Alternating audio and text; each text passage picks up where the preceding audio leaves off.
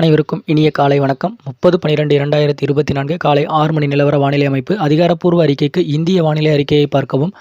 தமிழகம் மற்றும் புதுவையில் வடகிழக்கு பருவமழை காலம் முடிவடையக்கூடிய ஒரு நிலையில் வந்து கொண்டிருக்கிற இந்த நிலையில் தற்பொழுது காற்று சுழற்சியின் காரணமாக ஒரு மழைப்பொழிவை நாம் எதிர்நோக்கி கொண்டிருக்கிறோம். அதாவது 29 நள்ளிரவு மற்றும் 30, 31 இந்த மாத இறுதியில் ஒரு மழைப்பொழிவு இருக்குது அப்படின்றது நம்ம எதிர்பார்த்த நிலையில் நேற்றைக்கே வந்து பார்த்திங்கன்னா அதனுடைய தாக்கமானது மதியம் மாலைக்கு பிறகு அப்படின்ற மாதிரியே அதனுடைய கடலோர மாவட்டங்களில் அதனுடைய தாக்கம் தொடர்ந்தது.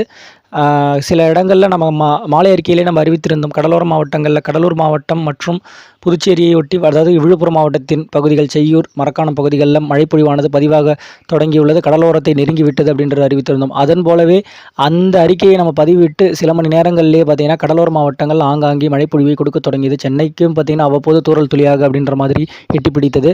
அதே மாதிரி நள்ளிரவில் நல்ல ஒரு மழைப்பொழிவாக